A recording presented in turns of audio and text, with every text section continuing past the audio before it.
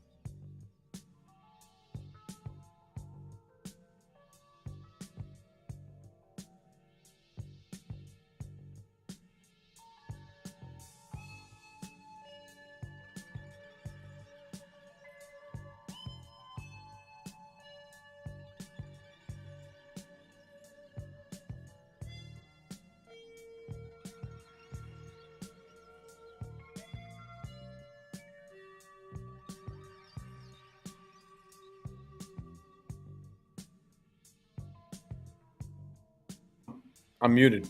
Hey everyone, we're just waiting for Sway to join in real quick. Please bear with me while I adjust, make some slight adjustments here to the framing, fix myself up. I hope you've been enjoying jamming out to this track. Brian Bennett, Solstice, real jam, real smooth groove. I've been getting back into like funk lately. Just feeling that like I mean it's where I came from listening to The Revolution Will Be Televised. If you know that track by Gil Scott Heron, like that was seriously one of my big influences was funk, really. That and like street art, like those two things really just blew up. And really developed like my passion for street art and that as well. There was such a while where all I wanted was Supreme. Like all I wanted was a Supreme item, and now I'm out here. I spent my fucking savings on a leather jacket. You see back there? Bad move. Anyway, we make mistakes.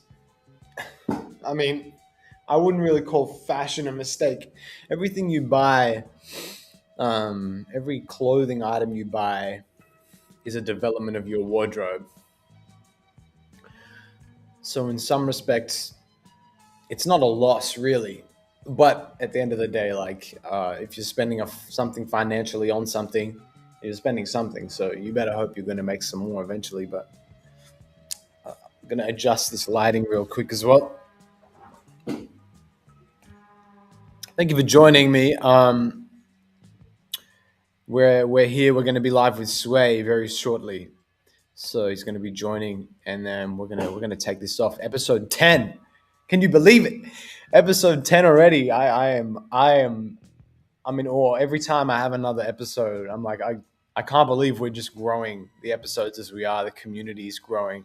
Every stream is bigger than the last. Every stream is better. We now have this. We're now in the living room here, in the Nevada trailer. You see this? My outfit gets better every episode, and we're still not even fully live yet. We got bigger things on the way. Anyway, I'll be back in a moment. Enjoy this track. The next one right now, we got Threatnique. I'm going to be back in a second.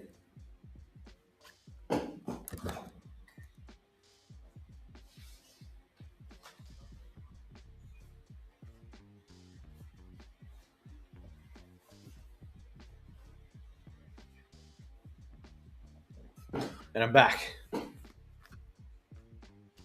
There we go. If you're joining us, welcome to the show. We're waiting for our guest, and I decided to take it off a bit earlier. So, how are you doing? I hope you're well. I hope everything's okay, and your life has been lifing. I'm out here in Nevada, if you can't tell by the trailer in the background.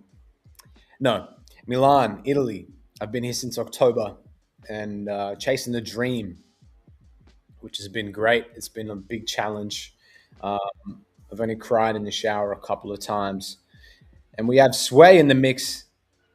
We'll give him a second to set up his audio. Hi It's y'all, how we doing? good, man. Good. How are you? I'm good, bro. I'm good, man. Sorry it took so long. Fucking That's hell. all right. That's all right. It's all good. It takes a second to kind of set everything up and that. Yeah, this That's what is cool. life is. Welcome. Yeah, this is the show as it exists right now. hmm Online, but as soon as I'm back in Australia, we're gonna be doing some really cool things with this show. Like I want it to become something that's more than just a podcast. Like we're gonna have live segments and some really funny kind of skit style things that were inspired by the Eric Andre show. Yeah. So it's going to be like it's going to be really fun, and I'm going to be really excited to take it somewhere that's really special. So I'm really glad that like people are vibing with it, and to the few people that are watching and listening, thank you. But yeah, this is Eric Sway, not Yeah. Andre. One of the No. great one of the other great Erics of the world, though. Dude. Easy, Joining me for easy. episode 10 right now, which is crazy. I was saying just before that every time I get a new episode, I'm like, I feel so privileged to be able to, hop on and just like have fun. But the fact that I'm up to episode 10 already is like crazy. Yeah. That's an Really achievement on its own, bro. So congrats on episode 10. I'm very grateful to be on episode 10 as well. Like, sick. truly. 10 is a good number. Hmm. Yeah, and then we just had I just had Threat Neek. Shout out to Threat Neek. Had him on the mix just then. He was playing in the background, so that was a lot of fun. Sick. So yeah, Eric Sway, what's been happening, man? I haven't been obviously. I've been out here, Milan, Italy. So I've been seeing like pockets of things that are happening. To give some of what I've seen so far in the Sydney scene. I mean, Jet Williams dropped a book, which is super cool, and Oh, that his book came out. He had a gallery show, which was cool. So I've seen some galleries popping off. I've seen some local artists that are doing their thing and they're releasing some tracks. Some up and coming artists that are like looking really great as well. You guys with Flannel Flower have been doing a lot. But yeah, from you've been boots on the ground. So like, what's been happening? Fill me in. What have I? yeah, bro. Yeah. Honestly, the galleries, yeah, Jet's gallery was really cool. I didn't stick around too long for the panel. I wish I did, but that was really cool. Read the book and I love it. Cool. Um, a lot of galleries have been popping up. A lot of new artists have been coming out. I unfortunately have not been in the trenches as much as I had hoped. Especially since I've been doing stuff with Final Flower a lot more, and that's been really good. We've had a few shows. Sick. It's been really fun. Like we're really enjoying that, honestly. So the scene is still alive. It's still the same as you remember it is, but it's just malls coming out, little pockets here and there popping up, and yeah, Okay. honestly, it's just thriving. It's thriving. That's good. Thriving is what I want to hear. I feel like the Sydney scene is always that case. Like I guess I get it. It goes in like ebbs and flows, but I know that it can like build to something that's really great. And that as well. Yeah. So like the energy is there. I'm just like people just got to keep putting in. You know, Hmm. just like and just keep like creating. I think don't sit on the fence. Don't sit on. Try not to like do what you're doing with Flannel Flower, where you're like you guys are trying to be like in the mix. Yeah, exactly. Exactly. We love being in the mix. It's really fun because we get to work with other bands, network with more people, and then try different venues. Been to some I haven't been before. Mm. Yeah, man, big things in the works, really. Yeah. Yeah, that's sick. I mean, it's important as well to like to try your best to like really like ride the ride. If you're creative, strap yourself in and like because we can do this thing a lot of the time where we take the outer body, where we're like, oh, this is a really cool, like, even like how I said before, it's real privilege to kind of like do these shows. But as much as I'm like, okay, this is a show that I'm doing, and then now I'm in, like this is a performance that you're doing, and then now you're in, to really be on the ride, experiencing it. Because otherwise, you're not genuine. I think you're not present, you know, Yeah, um, exactly. which You end is up becoming an observer, at the end of the day, and just a supporter. But, we need people actually there to make it work and to show that it's actually making a difference. yeah, and someone to do like the controversial things that artists are meant to do, you know. Hmm. Like I feel like there's a lot of like fear as well, in the arts and like being an artist. You're sort of like edging on this feeling of like, is what I'm doing going to be understood or like, but at times I feel like that's just a lot of not being present and us Yeah. thinking like, how's this going to be received, right? Like, how do you feel Hmm. like you guys, how does like a writing session go with you guys with Funnel Flower? Honestly, for us, a lot of it's during practice. So we end up practicing the songs. In between the songs, we just have a little jam session, and then it's like, oh, I like that, and we just pick up the groove, and then but like most of the songs, Skunks is the mastermind behind it. He's a guitarist, lead Mm, vocals. He's pretty much had just a big catalog of songs that he's just had sitting that he just wanted to actually put into practice and use. And yeah, we just pretty much follow his lead, but most of the time, yeah, we just jam out and practice during practice and see what mhm. sticks and what doesn't. But most of the time, it's just been fun. Just it's how it goes, really. Yeah, Just like coming up with new ideas. Do you guys like? Will someone just be like, "Oh, here's a riff," and then you guys will jump on the idea and kind of see where it goes? yeah, yeah. Just not saying anything really. It's just someone plays a riff or a drummer Lucky he plays like you know a few beats and then off we go and then we just start going. Look at each other like, oh, this is cool, and then just keep going and going. It's Cool. fun honestly. Jam with these guys. Okay, Yeah. nice, nice. Do you feel that do you write any of the songs down, or you guys just have like a list of names, or like what's the process of like cataloging songs, so they don't get lost? Yeah, well, a lot of our songs we do have already practiced and worked on, not recorded though. We have them on lock. With new songs though, we pretty much just record the audio, see like when we come back to it. At the moment, we're pretty much just trying to get our name out a little bit more before we start releasing and even just working on newer songs. So we have a select few of songs that we try to do, see which one Mm, works, what doesn't, change the set list, and then yeah, just keep improving from there really. But at the moment, it's just yeah, a trial and error type of situation we're in. cool, cool. Yeah, that's the natural flow. I feel like Mm, I guess just the just testing, and doing. yeah, literally, literally. So, how I see when you guys post like people mosh. Has anyone been like hurt in the mosh yet? Ah, no, no. And Okay, even if someone does, it's just, I guess, culture in that sort of scene for us to pick that true. person up and They just keep do. going. There Yeah. is good mosh culture. Yeah.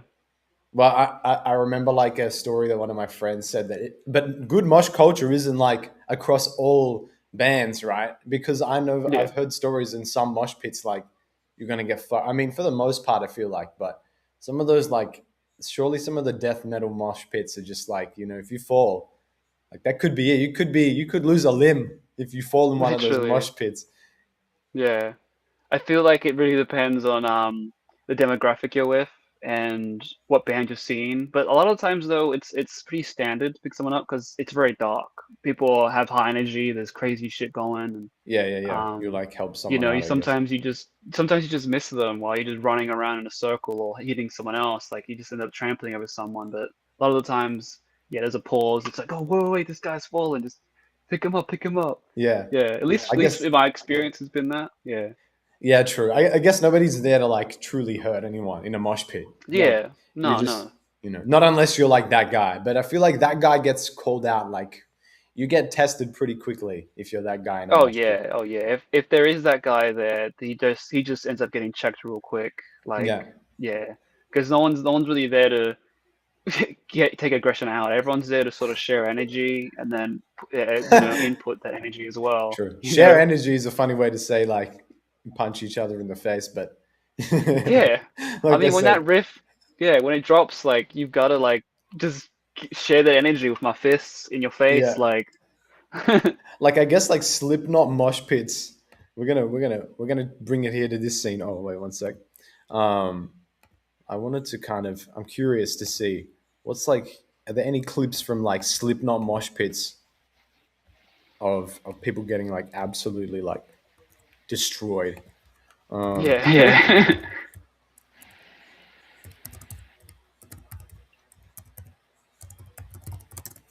because I feel like I don't know. Slipknot feels like to me is some of the most. Okay, there's probably like nothing crazy going on, but I love when this. Oh yeah, here we go. Do you know any of the terminology behind like what we're seeing here? Can you analyze this the scenes that we're seeing, like this circular pattern here? You know Yeah. Yeah. What is this like a circle pit, and then this is like a cross pit, or like Yeah, yeah, Yeah, yeah, yeah. The yeah. Wall The of Wall of Walls of Death is my Death is like my Oh, favorite. well, favorite. explain the wall of death for people in the. I mean, if everyone might. Yeah, I don't know. Explain the wall of Might death. not Might get not it. get it. Yeah, it's Yeah, pretty it's pretty much much the. the.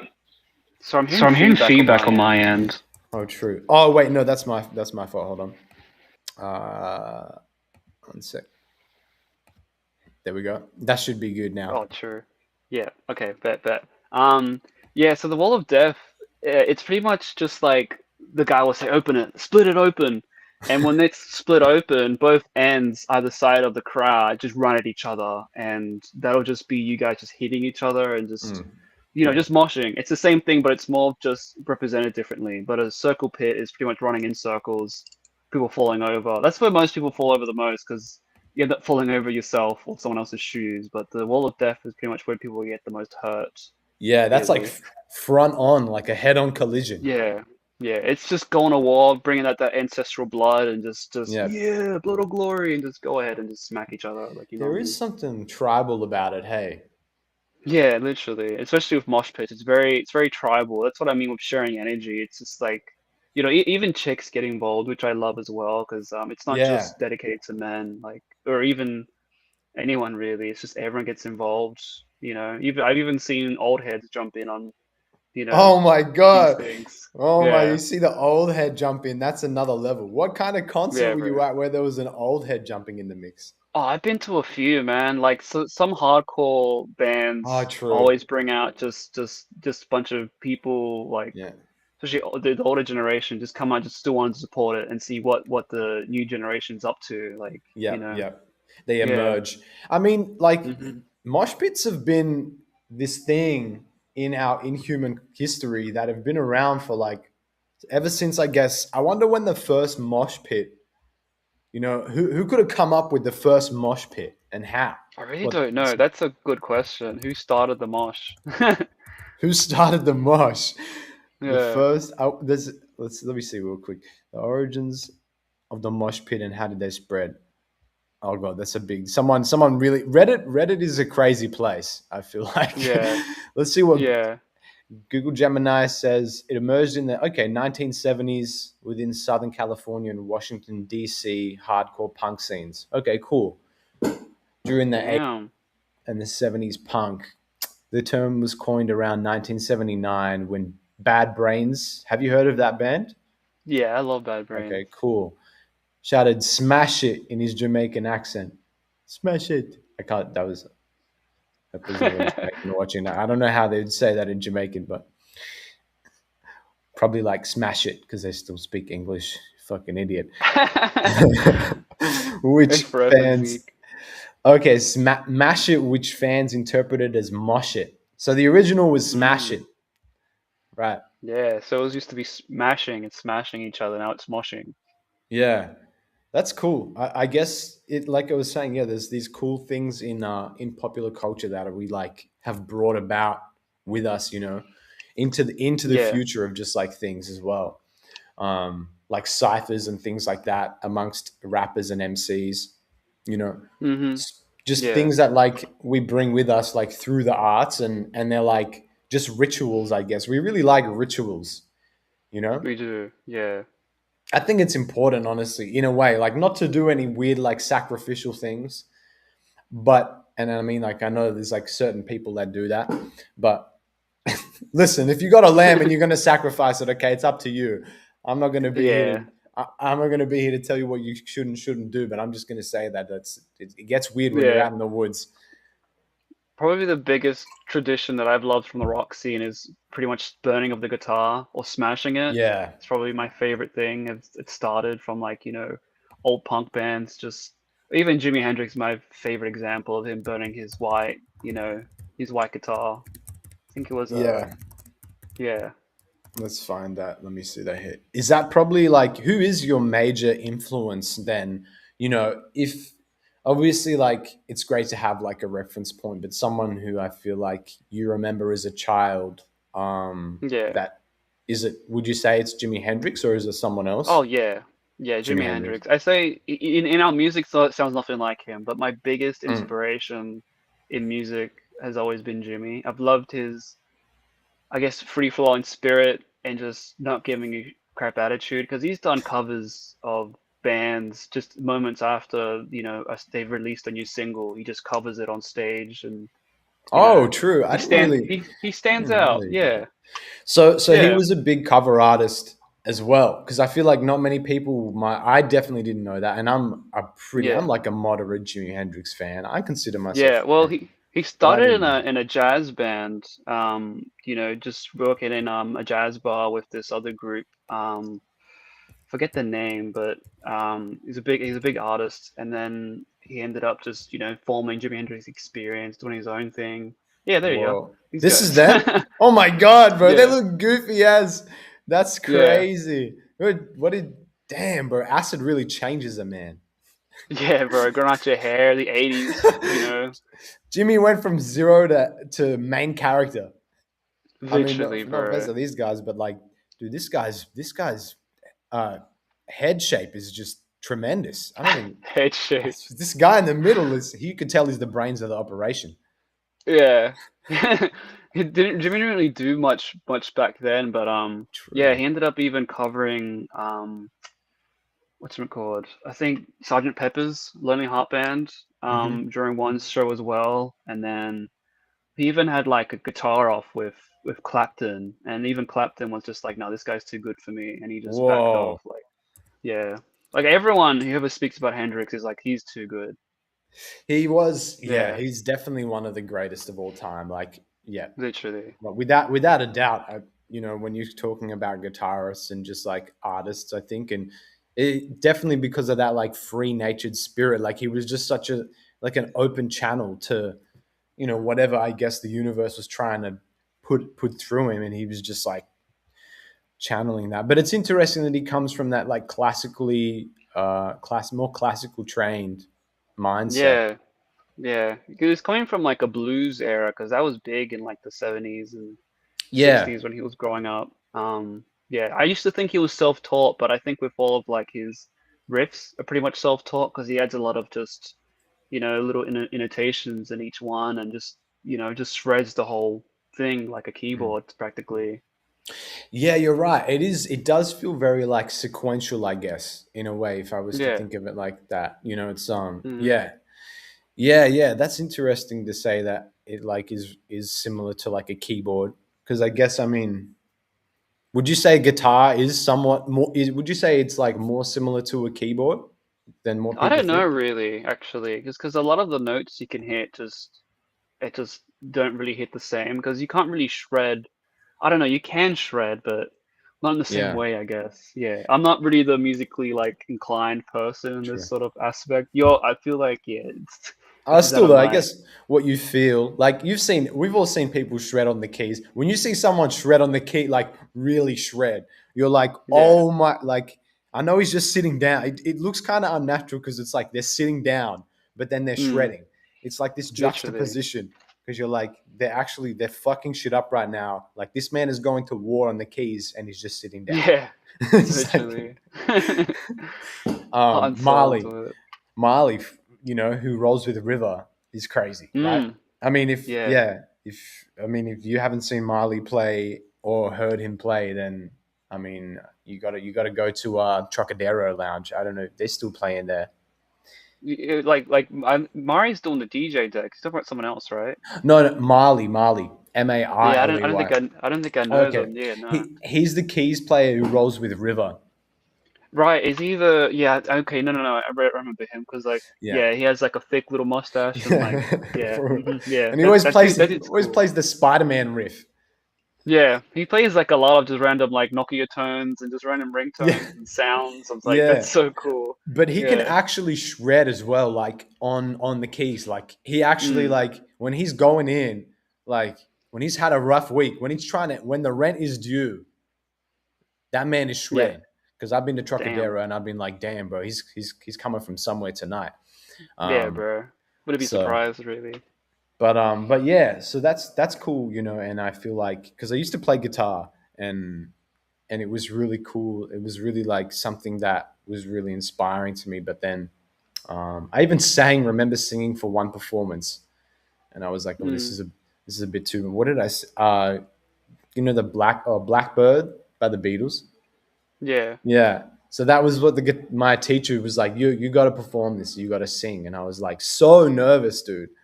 I never felt more nervous in my, and this is like year seven, so it's like performing in front of people. I don't know. For your I was whole fucking class and sing. So what happened? yeah. You There's just even stopped this parents. guitar?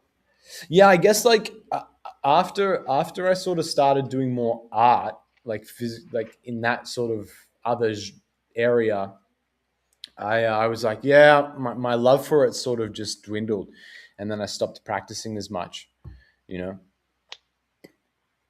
Yeah. But I think musically, it's still something that like resonates with me, or at least like how I learned. Part of what I learned about just like playing music on guitar still sticks with me because the ability to like jam, I think that's universal.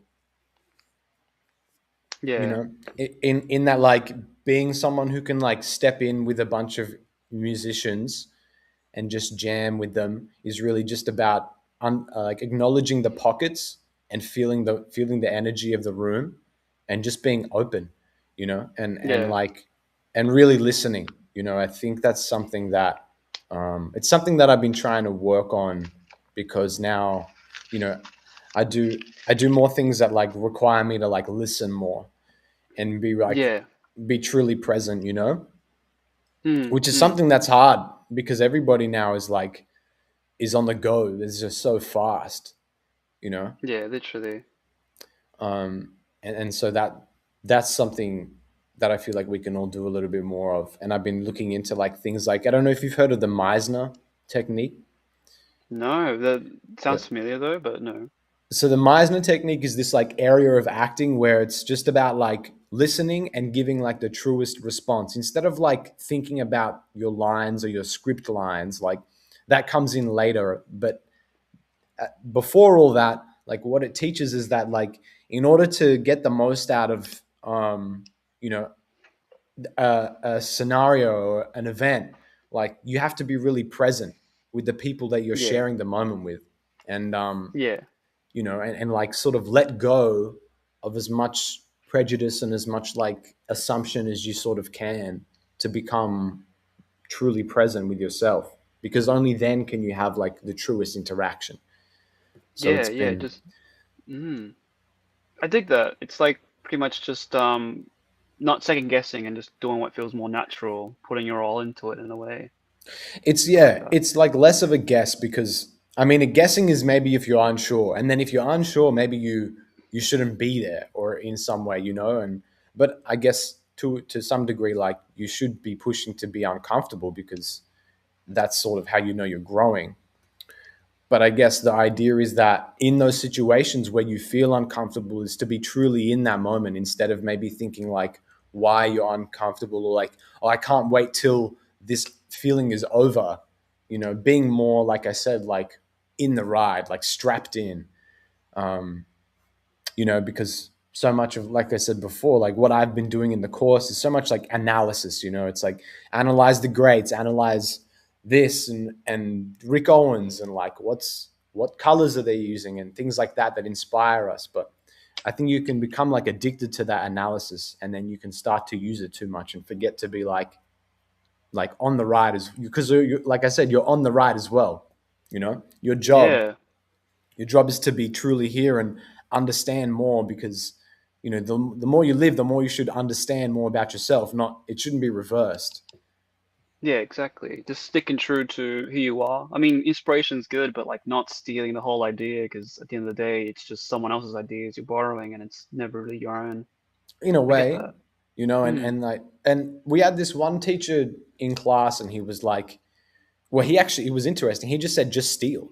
Not steal where like pretend it's your own, but like if you Yeah. see someone's idea, like just just use that as a point to create something that you like about that.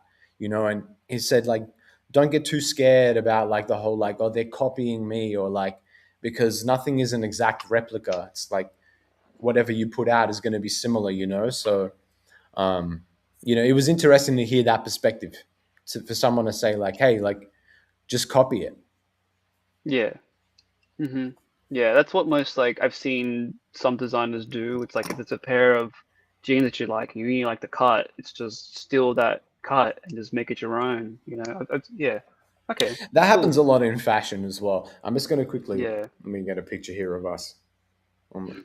Put it on the story here.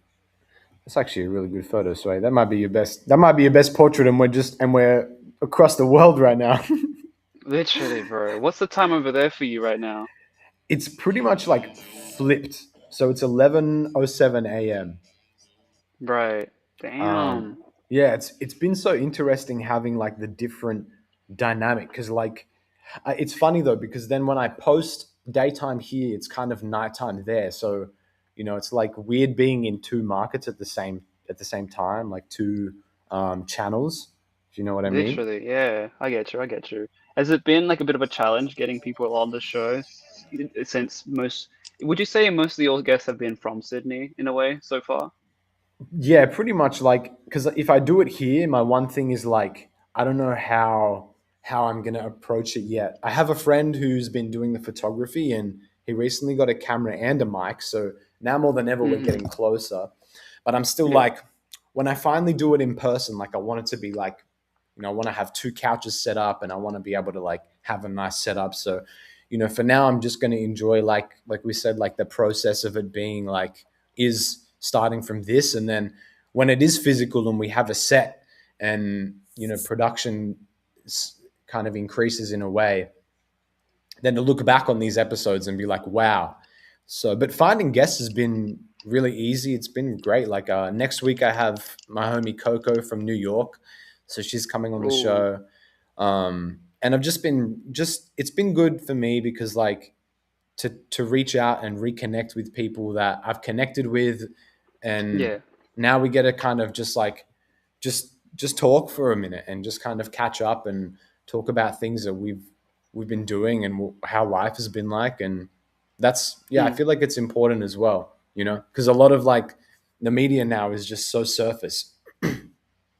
Yeah, man. It's cool that you're getting to reach out to these old friends and be like, hey, let's catch up. It practically is just a way you guys catch up, talk about things, which I like Mm, about podcasts, not just a mm, structured interview, especially with old friends, you know? It's really cool. I'm really happy yeah. you're doing this, Zeke. Yeah, well, I'm glad as well, man, because yeah, like I said, like it's not really like an interview. Like you would ask me, like, what's the interview like? And I was like, well, it's a podcast because I thought where interviews are sort of have this staged element, and I like the idea Yeah. of being able to like naturally just jump on and just see what happens, you know. Mm. Um, we go back for a minute though. If we want to give some of the audience some of the history, what's the memory that as far back as you can remember. Because if I'm not mistaken, was it that show in Bottega Studios with Solus? No, no. It Okay. was pretty much one of probably because I'm not sure what time I ended up coming back, coming into it, but you end up having a fashion show. It was the one right before the Boy versus World. Mm. Um, I ended up just going up to you backstage. I didn't even know I was supposed to be back there, but I just snuck my way in and True. just ran up the stairs. And I go up and I see you. I was like, okay, that's Zeke. Um, so I go up to you and I pretty much just say, hey man, look, I'd love to just like be a fly on the wall and just check it out. I was really, I don't know, it was just magnetic for me just to be around and see how it works. I thought it was really cool. You had a whole show, all these models behind you, and that's pretty much as far back as it goes. Just that was the True. first time I met you. Is I that do remember fashion that. show? I Yeah, feel like and you were then tall. afterwards, I was tall. I I am feel like you were tall. really tall. For some reason, when I remember seeing you, maybe I was like sitting on the ground or something at that time. I was like, damn, bro, this guy's like 7 foot tall. No, I think so. I think you were on the floor. I don't even remember. Yeah. But fucking hell, yeah. I ended up just, I don't know. Immediately, you didn't really close me off and be like, no, no, no. You thought I wanted something, but I really didn't. I just really just wanted to just learn. Like that's the point Mm, I was. I just wanted to mm, learn and like, just be around it and be around that inspiration. And mm. yeah, we ended up just doing a whole bunch of different sessions here and there. Like, we come out each week try different projects, different photos. I'll be honest, Zeke, at first, I was like, what's the point of this? This is so stupid. I feel like that was a big struggle for you. It was like trying to be like, get your head around like, what were we doing? And I was like, you're just kind of like jamming. That was, Yeah. but I think, I don't know if we ever managed to kind of grasp that. Feel No, like, I did grasp it. Yeah. okay, That's what's what like as soon as like you were leaving, it was like, oh damn, what am I like who am I gonna jam with now? You know, true. because yeah, it was really cool. I got to like, you really taught me how to be more spontaneous and trust my gut. That's the Mm, one thing I really, really, really admired, especially with like walking around with you in the city as you went and looking for inspiration, like mm, anything, even just a little box and a bird flying by inspired you, especially the yeah, Gucci store. Like I've never been in there before. true. Wait, we went to the Gucci store. No, was it Louis Vuitton? That's right, Oh, the Louis Vuitton Vuitton. store. Yeah, nothing inspires me Yeah, more than walking through that store. That yeah, was bro. great. We went with Lady Blue. Yeah, hmm, Yeah, that was a really funny day actually when we went through the Vuitton store. Then we went upstairs and we were looking at the furniture as well. yeah. And it was just all these weird things. I'm like, okay, that's furniture, I guess. Yeah, yeah, So yeah. It it's was cool. cool. It's been a journey so far. But I'm really glad that that was a moment for you to kind of like be like, oh, this idea of spontaneity is just like like Zeke, what are we doing today? And I was like, get here and you'll find out. Literally. And the same thing with the podcast. Just yeah, strap in. I was like, oh, okay. Yeah, But yeah, yeah, just blow me back yet again. I really love the setup. It's cool how it's just like a background, and yeah. I really like it, bro. It's It really was cool. fun. It was fun doing the setup for this as well. Like I guess had the whole like Nevada thing. I really got into like the story in the beginning. It's kind of it's mellowed now, and then I'll build that back up again. But Hmm. because part of like what was really inspiring about and what is inspiring about starting a new idea is the potential to design something that is bigger than life itself.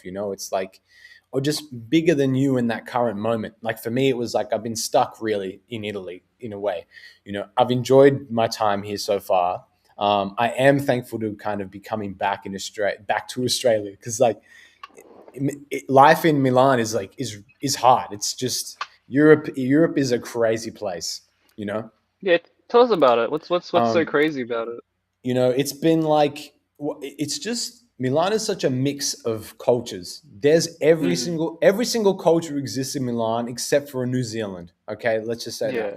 So you got every kind of culture in here. It's a big mix, and there's a lot of like struggle on top of like a lot of like real wealth. So it's like Hmm. you have people in the middle like myself and trying to navigate this industry that's really like that only speaks Italian as well, which is what I've come to realize. Like Hmm. I I've tried to get my bike tire pumped and like nobody speaks English. I'm like I feel like a caveman. I'm trying to tell people like you got like pump. I mean I could just figure out how to say the word, but you get my point. Um, Yeah. and so like with that, it's been kind of a realization that like okay, like I'm gonna come here, I'm gonna get my degree, and then I'll come back, and I already feel like I have this whole new like ability, and I really value that. Um, the question was like, did I need to come all the way out here, um, become poor, and then get back to Australia to start again? I don't know. I don't know. Like upon reflection, now I'm like Zeke, bro. Anyway, these are the things that we do sometimes. I've noticed in my life, like I posed challenges all the time, like as if nothing and there's no it's not needed. For some reason, like I'll just like create some sort of fucking scenario where now it's like, fuck, like Yeah. because the path of this artistry is sort of is in this conflict of like now you're capable. What's the next idea? Now you're capable. It's this thing. So for me, I guess it was like to come out here to challenge myself, pose the question, and I had this opportunity to do the scholarship, and that it's been great to sort of do that. Um, have the perspective. What I feel like is I've learned is like I said before, like this idea that our job as artists is to design story, whether we know it or not. If you are aware of it, then that's even better. But what we're really doing is creating like a world for people to sort of lose themselves in. So the better you get Mm. at communicating that, the more people are going to feel like they can get lost in your world. And now, like, that's what I want to do with the show and now, like, the brand as well. Yeah. So it's been cool for that. It's been cool to kind of acknowledge, like, I've been wearing thrifted clothing for so long. I had totally lost my fashion sense in looking like Adam Sandler, like, Yeah. or just like, these really like loud pieces from Supreme, but people here don't dress like that. So, Mm. and fashion is the language. So, I'm trying to learn not only Italian, but the Italian fashion language. And so now I like walk through the streets, and the first few weeks, I had this sweater on, which I love, this sweater piece, and it's really stylable in like Australian in terms of like the fashion sense. They're all like the US, with this color, but like in the Mm. street here, even when I was wearing this hat, you know. I just getting like crazy looks from people, and obviously it wasn't enough for me to like stop wearing it, but I was wondering. I'm like, oh, it's so different here. The fashion sense, it's like there's a lot more contained and judgment where people just wear like would rather wear all black. They would just rather wear all Yeah. black, and nobody kind of like pushes and tests, because then it's like, well, is that what are you trying to say? Like, is that a fashion statement? That's not, that's not fashion, because being in the fashion capital, everybody I think has a take on fashion. Um, Mm. so yeah, that's been the mix. It's been a great turning point for me to be like um, more of like reflective of like and reflection on what I've been wearing and what I think about fashion now and what I know about fashion now for a fact. Um, then like being creative and understanding more about myself in that area and that as well. So that's really been this journey so far, And I think back and I'm like really grateful for experiences like the fashion shows and the connections, that I've made, and I mean the enemies that I've made. I don't know if they're necessarily enemies. I guess everybody has these situations that happen with people. It's kind of part of life, I guess. Um, Yeah. but yeah, what's your sort of take on that? What do you feel like? I Because I know mean, that. no, no, no, it's okay. I mean, yeah, I mean, any enemies will happen anywhere you go. It's just a matter of just not caring about other people's perceptions because everyone has an opinion of you. But yeah, just definitely with fashion, I feel like it has more to do with, especially being in the capital of it all. It definitely has to do more about your environments you're in because you can go over the way to city, for example, everyone likes to wear very loud outfits or flashy things, look very clean, but then somewhere else, all the way in like, let's go to Perth, it's not far away, Mm. and everyone's just wearing rocking sandals and shorts. Like that's the fact. Like that's the fashion. Like it just Yeah, depends yeah. on where you're at, where the It's the perception of language that of Perth. changes. Yeah, literally. Like the language of like where you're at, of what things are, because yeah, but even with like trying to, like you were saying before, trying to pump up your tires, like I actually thought you spoke Italian. No, I'm getting better. Like I got like come stai, bene tu, tutto bene, parla inglese. No, parla inglese because like, do you speak English? I use that one. That's the one I use the most. Yeah, Everybody that approaches me on the street, for some reason, I look like the kind of guy who can give directions. I'm realizing yeah. that. I have a Like very, I don't know generally, what it is, maybe my face or I don't know, bro. You just it's probably the fit. I don't know, but like like that looks like a guy who could give directions. yeah, he ain't from here. I honestly thought when you were going there, you'd actually would be okay, but it seems like it's been like a struggle. It's been a bit of hurdles for you. It's been Hmm. intense, yeah, and like I guess intense, and I've been doing it like on my own accounts as well. Like I've been very privileged to be staying in this place where I've had it locked in till June and things like that as well. Um, but being so like I noticed like being so locked into this idea of also having to sort of like hustle and continue to build up, because obviously like a big part of me being an artist was always like, well, I can support myself financially, and coming here and being like, oh my god, like I'm like taking all these small losses and hits, and then taking all these small, maybe spending where I'm like, and then I spend and I'm like, why did I do that? you know but only Hmm. after the fact. So because I used to be better at budgeting, and then I think I came here and I'm like, oh, I'm like in this like foreign place now, and I have a few things that are like covered by people who have supported me, and with that financial support now, it like I like slipped a bit, you know. I like slipped up, and I was like, fuck, you know. But that's I guess that's part of it as well. The growth is like you got to kind of slip up and then take the step back and be like, why did I slip here, you know? Um, Mm, because yeah, but don't get me wrong, like going for my runs, and like I've been very gifted by the universe here as well. Like I found my second bike a few weeks ago, just like in the streets. It was just I was leaving to school one day, right, in the morning, yeah. and I at the bus stop was this bike just resting against the pole there at the where you get onto the bus at the reception there where you stand. And I was like, all right, it was super bumped up and like, but an OG bike, because they make bikes differently in Italy. Like they're fucking Mm, tanks. You know, yeah. they come from tank German culture or something like that. These bikes. I'm on the way back. I was like, if that bike is still there, I'm taking it. So Yeah. I go to the bus stop. I sit at the stop for a bit, like looking around. I'm like, I don't think anybody's coming for this bike. So I just hop on it and ride it back home. And that was the second time. The first bike I found just in some bushes on this walk, like out in the field, right? And I was like, "What's this bike, mountain bike?" It needed some things like a bit of a, tightening and things. And then I sold that one, and this one I'm like connected to it now. You know, it's got the. I don't know if you've seen it on my stories. It's got the Supreme sticker on there. Yeah. I don't think I've seen it, but that's Right. funny. It was waiting for you. Universe is like, Zeke, this is yours. Yeah, because I've been like, I've been trying to. Obviously, like I said, and it's been great to get on the bike and then go out. Go to the gym park, and then at the gym park, like I'll get inspired, come up with new ideas. I'm still trying to build my music, so I've been actually recording demos, which has been really great. Um, I got a bunch of demos just in the bag ready, so when I get back to Australia, I can start dropping some of the more music, and then like, because that's always been, like I said, like since guitar that stopped, and then I still enjoyed doing the vocal side of things. I've always had expressions in music, whether it's the drum and bass, the jungle mixtapes, and Hmm. throwback to that, the unboxing. I don't know. Were you in a couple of those unboxing live streams? No, no, I didn't even know Sure. you did those. We I think back, like you had definitely joined, I think, a few of those when I was mixing the jungle.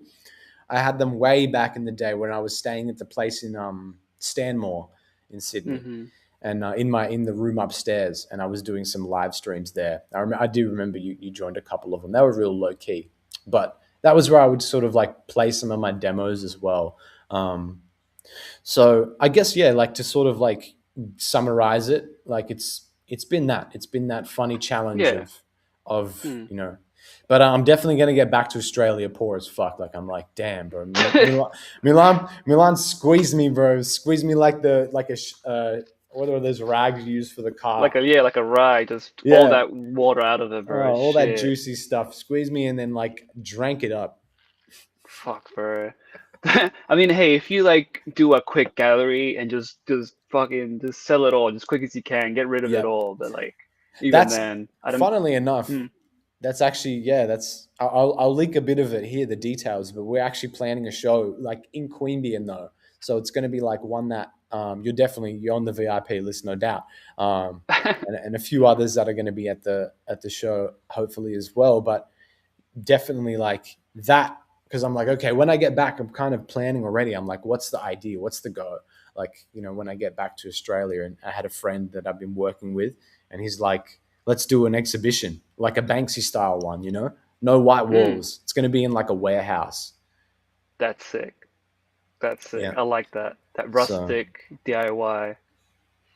yeah, yeah, and That's like you cool. said, like to have a show in a way, and then yeah, hopefully hopefully I sell a lot there as well. But we got the new season for Skazoodle as well, which shout out to Illy G, um, and he's helping. He actually mentioned that he's got some things coming up as well with the brand, so I'm building into that as well. So all these other areas like that, I'm kind of like I'm driving the spacecraft, and they're all it's all coming with me. Like there's a fleet of things that have been moving through Milan, and now we move through New York, We moved through Milan. We're fucking coming back to Australia, and Literally. I'm excited to see, now with with this new sort of emotive spirit that I feel like I've got coming from Milan, and having done some more work on okay, like I get that I can have like a public, figure, like what is that?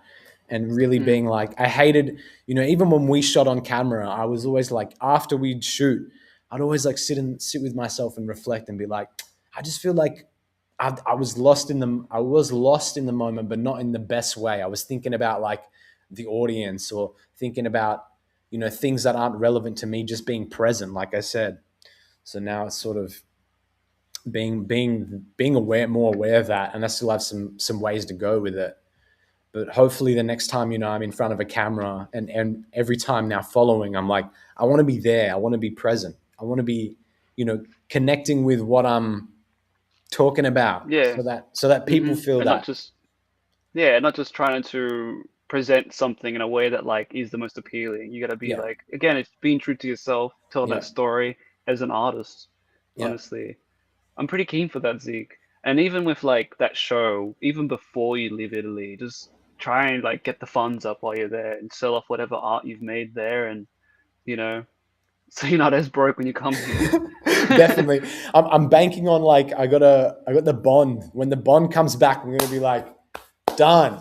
Now I'm gonna go buy that God. Louis Vuitton loafers. No, Oh, bro. no, no. Just spend it. I can't. Yeah. I can't do it. I can't do it, bro. I'm pulling the reins, on the horse. As of last week, I've been like listing a bunch on. I've got Grailed, Depop, and Vestiaire going. All three of those Oh, marketplaces. nice. So I'm just like, throwing. I've been throwing a bunch of items on there. I've been finding stuff on the streets a lot, like real clean pieces of. I know, Hmm. right? Classic. Um, Yeah. like I found this Yves Saint Laurent, this sweater, Yeah. and I was like, oh Hmm. my god, this is crazy! Like this knitwear. I just, it had holes in it, so I patched it up. And then that's some of the things that I've found. But you've been finding a lot of like clothing as well, and it's hilarious, right? Because it's like all made in Italy, where it's like in Australia, we're like, oh my god, like you get a piece of clothing that says made in Italy, you're like, this is a fucking gem. Here, it's literally everything is made in Italy. On the floor on the street. Yeah, That's actually so funny. and That's it's so just funny. like even a fucking beanie. I'm like, this beanie is like made in Italy. I'm like, it just feels, it's got more weight to us. It's like, What the hell? Man, it's crazy how when you come from like a place of privilege or a place like people would see as like a good of privilege, it's just not. Other people just throw it. That's so funny though. Yeah, yeah, it's wild because now it's, and then yeah, because in Australia you find something on the ground, it's like, oh, it's cool, it's mid, very mid. But here you're like, you find that on the ground, you're like, this is this is a fresh sweater, and with the Yeah, holes on the hoodie, it's even better. You know? literally. Oh damn. I've really enjoyed that little series you did where you were just the Pokemon fence, Oh just the yeah, card fence. Like I haven't been that out was to really the. funny. Recently, I found these instead. Right, Yeah. it's been crazy because like I haven't been out. Maybe today I'll go out. I'll go out to the Pokemon fence today because I've been meaning to revisit it. But I found these Yeah. like one piece cards now. Whoa. Okay. So I'm like, oh, I got to start a new fence now. New fence of Pokemon cards. The one piece fence. I found a lot. I was Oh, like, it's Zoro. oh, you know some of Ooh. these characters. Oh, I know some of them, not all of them, bro. Because Okay, like that true. that series goes on for like thousands of episodes. I It's recognize him. it's it's a crazy series. It's on the Italians really love Japanese culture. Actually, there's a lot for every pizza place out here. There's like a sushi place. It's wild. You wouldn't think about it. You Ooh, wouldn't think damn. it, but like, so yeah. Anyway, I found these random cards. I'm like, Imagine there's a bunch of pizza spots around there too, like hella pizza oh, spots. there's so many. I was overwhelmed. When I got here, I'm like, cool. I'm gonna find all the good pizza and panini spots, and now I'm like, oh my god, I can't take another one, bro. I can't. I'm Yeah. like, I'm like, if I need to find a salad bar.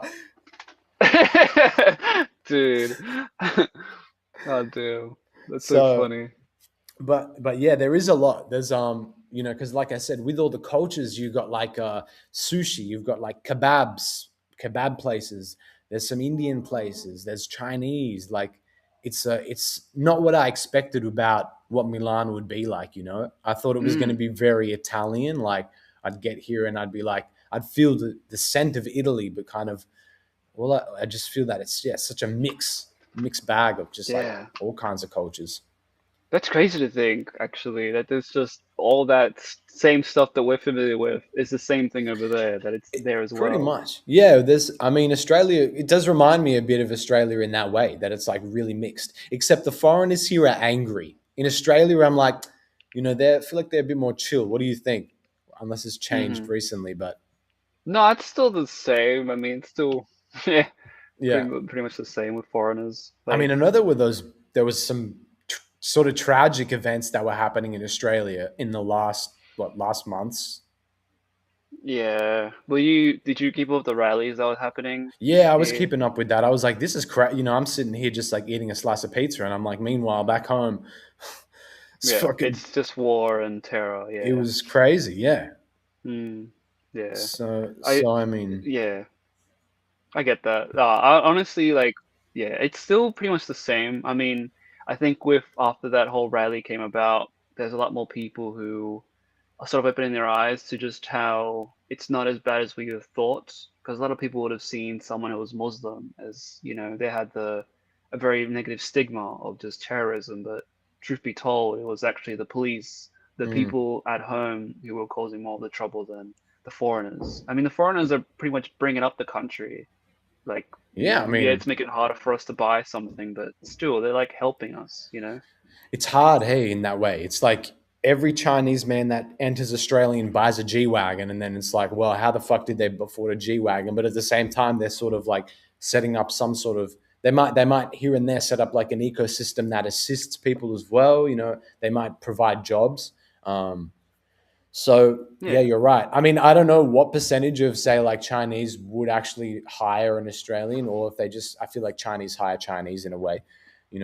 Is Yeah, yeah, yeah. you know what I mean? It can that still stigma's still definitely going to be there where you only want Mm, to, hire people within your own race, yeah, or own color and shit like that. Yeah, yeah. So I definitely get that, but I guess like in that respect, like it's there is opportunity there in Australia. You know, much more yeah, I feel like than it is say somewhere here or like in a more competitive market where there's so many more people and and that as well like it's yeah it's definitely interesting but I'm glad that I'm yeah, sort of just here and able to be like the spectator of it. yeah. I'd imagine like the amount of people watching you've done, seeing Yeah, how different it is to everyone. Yeah, so it's been great for that. You know and I'm definitely like yeah like I said I really respect the people that have helped me kind of just like be here and supported me being here to learn what I learned, so definitely take that as a yeah. big privilege. No, definitely, Zeke. It should be, yeah, definitely just proud and grateful where you are, because like it's crazy. How many people do we know who have a scholarship and go overseas for it? Like Mm, it's it's crazy, insane. it is It's crazy for insane. that. But the hard work paid off, bro. And then you're coming back to Sydney, and now you're just gonna come at it like probably 10 times as harder. I wonder how it's gonna be like for you when you come back. It's gonna be like, I wonder, I feel yeah. like you're probably gonna see a difference, or maybe not. I don't know. It's gonna be interesting when you come back. I'm pretty interested because, like, I feel like, yeah, like we said, a lot sort of happened, and then, I mean, for one thing, I'm ready for the air quality. Apparently, is better. I mean, I don't know. I don't know about that. No, it's got to be. Don't say that. Don't tell me it's gone. Don't tell me it's gone down because Milan No, has Milan honestly, has like the all I'll worst air say is, quality. oh, really? How bad? It's Is it's it like you're it's coughing your lungs? no, it's not that. It's not like I'm vaping like by just breathing. But I think on the Hmm. scale, what were you gonna say though? I was gonna say that, like, honestly, for me personally, because I go to the Blue Mountains, Oh, sometimes it's to like, it's so different. Like, I can feel the air is lighter and I can breathe better. But then coming to mhm. Sydney, I'm just like, it's so heavy here. It's so dense and it just has an odor to it.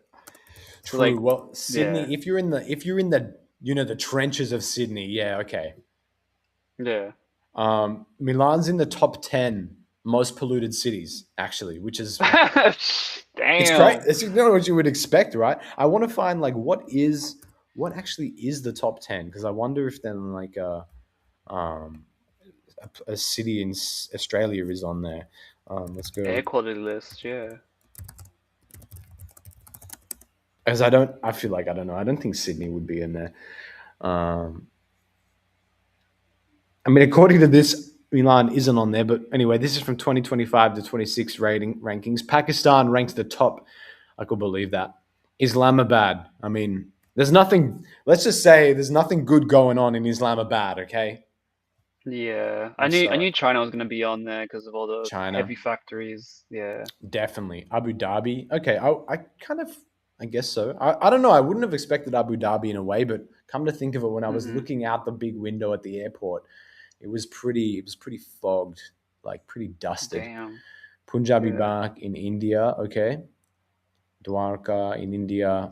Delhi in India. I That's thought, that's crazy. It's mostly just India and China. Like, yeah, pretty much. I mean, I don't know if this list is maybe biased, but apparently the primary pollutant is PM25. Particulate matter is less than, okay, which poses significant health risks. So just being in these places is poses a health risk. But the population of Delhi is huge, right? Like yeah, that's crazy. I mean, I guess the people get acclimatized to that, but yeah. You end up adjusting to it anyways. It's just evolution, really. You end up getting adjusted to your environment. yeah, yeah, you ended up. I mean, humans survive. We're fucking survivors. But it is, yeah. I guess Literally. Milan was. It did frequent the top 10, so which is a surprise. So that's why I'm Mm, excited to kind of get back and smell some, at get back. least some fresh air in a way. When do you end up coming back? Is there like an ETA on that? June is officially, yeah. Right. I'm trying to be back before, like, June 6th is my birthday, so I'm like, I would love to be back in Australia for that. Yeah, with family and everyone Yeah, too. Yeah. at least for my little brother's birthday is on the 18th of June. Because I'm like, and he's turning 18, so I'm like, I kind of want to be there, for Oh, his dude, that's a big 18th. one. You have to be there. Yeah. Yeah, I was like, I really want to be there. So we'll see. Like, I originally went into this thinking like, I'll see what happens. Like, and I'm still interested and Yeah. still grabbing at every opportunity, but I'm more like content with the idea of like, okay, like if nothing lands here, I know what the code is for when I get back to Australia. Like, and now with this, with the new inspiration, like I'm actually really excited to bring um real fashion into Australia in a way, because I'm like, I see what's happening. Sweats is a big brand that's happening in Australia right now, and there's a couple other, some probably more that I don't know about, um, you know.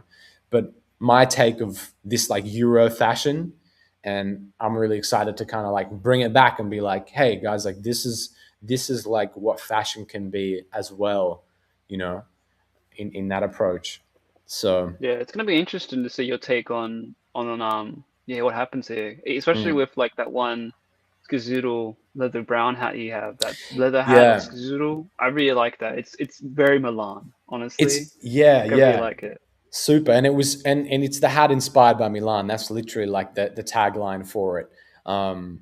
Because so much of the energy of the city is in it. Even from like, there's a top button that's just, let me find it here. There's like a top button accent that's just like,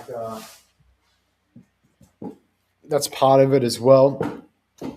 And yeah, like really nice, like just this like this satin velvet fabric Mm. It has a nice in the silhouette top button. actually. I was expecting more rounded top, but it's more flat at the top. I like that. It's a good Yeah, silhouette. it's like a pillbox hat, so it's pretty different. It's a really different style of hat. Like, also inspired by like Tyler was putting out a lot of this style with his pillbox style hats, Oh, I and like that. That's cool. Mm. it's cool. It's different. I like how it's like if you wear the hat, like you're probably gonna have an intention with the outfit, you know. Mm. And I'm just excited to see how people choose to style it, because I think it's like pretty versatile, and I also haven't even discovered like how can it be styled in different ways, because like sometimes you can wear once you wear it a bit crooked, it's like it changes the dynamic, which is really Yeah. cool. Mm-hmm. But then if you Yeah. just have it flat on, it's got its own thing going. So It, it really um, suits the squared framing of your glasses as Yeah, yeah, all just squared at that point. it's really got this like cool, it's really dynamic. Like I like how it can be used in different ways. So I'll be excited to see even like how we discuss maybe getting you guys to style them. Um, and how you might choose to do that or like hang them off something for the show or something like that. But Yeah, yeah. I yeah, told the guys, and they were just like, "Whoa, sick!" Because people know you, Zeke. Like that's people cool. know what you're capable of. You know what I mean? Like, yeah, they were really excited about it. You Okay, know, that's good. yeah. I mean, it's good as well. I'm Mm. definitely, don't get me wrong. Like I think um, I definitely am glad that people like know about me and that as well because like I really feel like I try and just give a lot as well. You know, as much as I'm just like addicted to creating, I love seeing like the way that people like interact with what is made. You know, and I think it's really something that's special and it's really something that connects beyond the screens, you know, and things like that as well. So that's cool. I'm glad, you know, Yeah, and man. I Yeah, mean, yeah. There's the whole world outside of these screens, man. Yeah. yeah, and sometimes we forget me. I mean, like I said, like being the only real English, true English connection is like through the screen. I've been like in this confliction of like, I mean, like on the screens a lot because it's like it gives me the ability to kind of like connect again. And then what's cool, I guess, is that I can then like take the step back and be like, now I'm in this foreign, I'm in the alien land again. I'm in the, you know, in this foreign Literally, I land. can't imagine how surreal that would be. Because most people just So, used to be at home, safe, but then you're all the way overseas. Like you have to finish your scholarship before you could even decide whether you want to leave or not. Like, you can't just yeah, leave early. it's Yeah. like I'm literally, whether I like it or not, it's June, and then there is like there's deadlines, and I'm really excited to. I mean, I recently did a photo shoot. It was for test footage, but the shots came out really really great. It was one that was I Mhm. posted on the Instagram, um, and so we're gonna have a series coming out of that, and then I have this idea for like a female editorial. That's really kind of it's really exciting. I wonder if I can even. I wonder if I can just bring that up here. But this idea, because recently I've been like my fashion has been so like skate culture, you know, and so much of the Yeah. fashion that we see is like skate culture and skate this and hip hop, and Mhm. I love that, you know, I love it so much. But like creating things and making art isn't always about like doing exactly what you love, right? If it was, then nothing new would kind of happen because you're not testing yourself. And I really am also interested in creating something that's new. And so I came up Mm. with this. This is sort of the concept, say, for the shoot. And I'm happy if people sort of see that. But I'm really kind of interested and intrigued to kind of tap into more of this like the sexual side, you know? Um, Yeah, I like it. so It has a lot of patchwork. I really like the patchwork, especially on the top image with the dark hair. I'm definitely A lot of less focused patchwork. on the fashion, but the fashion Mhm. is, I mean, it's take everything, I guess, as like a mood board. Yeah, yeah, yeah, yeah. So I'm more focused, especially on re showcasing and like showing again how like I feel like the female figure and the idea of female fashion has kind of changed in a way. Like females now wear like lots of layers and they wear baggy clothes and you know. But I really want to show again that like hey, like chicks can be like really just hot, you know, Yeah. Mhm. and that as well. So, you know, I'm really excited to kind of have this get this shoot done, and even just like the process to create this was really fun. I feel like I've become so much better at getting ideas so that someone else can do it as well, Mhm. or you know, so that a photographer can sort of understand it. But Yeah, it looks like yeah, there's a lot of attitude in this sort yeah, of like style. Yeah, very contrasts. I like that. there is definitely, yeah. I think it's cool that you see that because I guess, like, you know, coming at it from where I'm trying to create from, like, I do want there to be attitude. I think that, like, in my expression now, especially, I'm like, hey, like, it's like less about like, hey, this exists, and like, hey, you should look at this, like, you should really think about this, or like, you know, Yeah. um, so that's definitely some of the goal. and that as Mm. well. And and that, so I mean, recently as well, I've been sort of reflecting. I'm like, when am I going to find a shorty, you know? Because like Yeah. there's, I've been meeting like really great like women here as well, and like I don't want to objectify in any way. Like everybody that I meet is great. Like I mean, I've been really meeting really Yeah. great guys as well. Okay, don't get me wrong. I mean, like if I swung that way, I would swing. Okay, Hmm. but it just doesn't swing that way. So I've just been meeting great people, regardless, and that as well. But is that ever something that you think about with yourself? Like, what's your kind of like relationship status these days? When I met you, you were in a relationship, and now like, what's your opinion about them? Because I've been doing some thinking about that. Yeah, well now I'm single. I'm honestly on this point where like I want to really just build myself up and be with someone really, because yeah, I've always envisioned myself with someone, like never alone. Mm, And it's been tricky. I've enjoyed it, but it's also been very tricky for me. But yeah, I'm like trying to just work on relationships more as well with people socially and romantically with people as well. mm. Like, yeah, I'm pretty much just single at the moment. Yeah. Okay. What do you feel like what's some of the work you've been doing? Because I'm always interested when like, I hear someone say like, I've been like working on like my Yeah. relationships. Like, how do you feel like you've been doing that?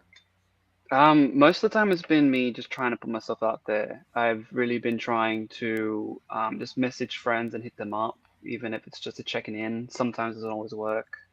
Um, I guess a lot of my own work I've been doing is just a lot of just self-reassurance, a lot of mantras, a lot of things that just helps me go against the current that I'm so used to really just change that thought of thinking.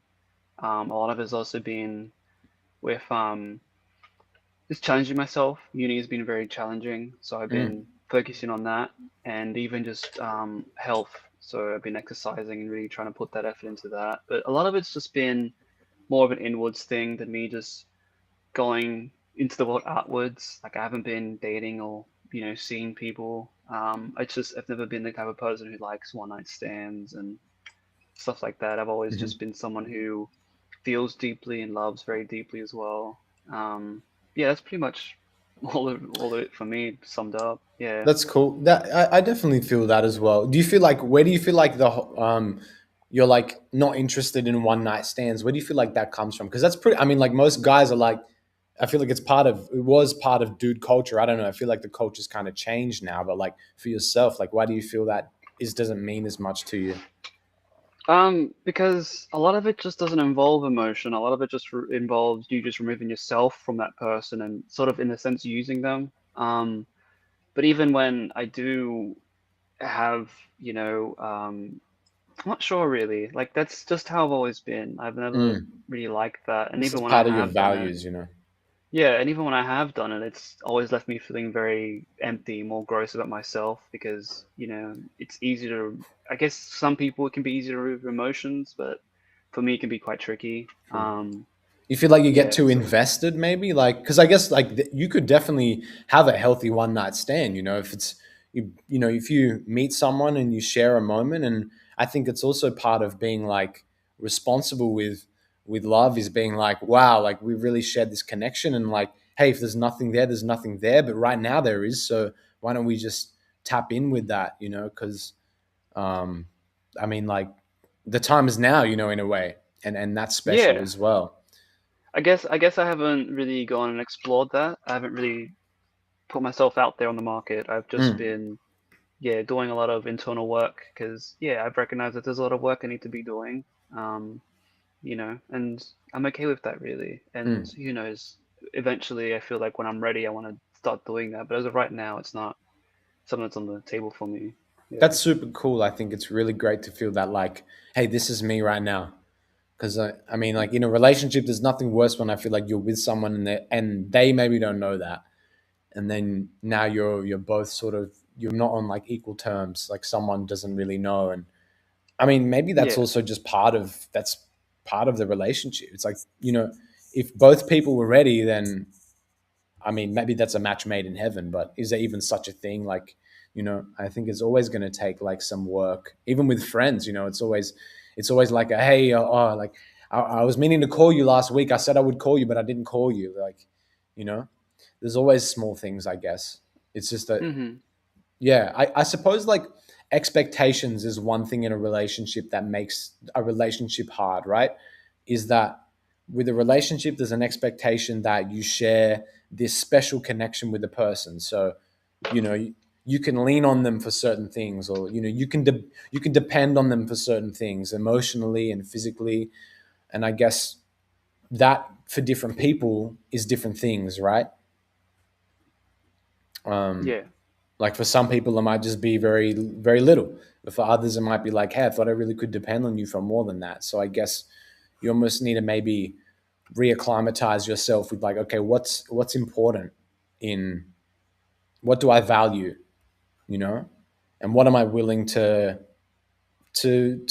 be like to be okay with? I guess what am I willing to be like to that won't push me over the edge. Yeah. I get that. Did Hmm. you end your last relationship on your terms, or like who was it like a mutual Um, thing? it was. I guess it sort of was a mutual thing, but it was mainly on my terms. Yeah.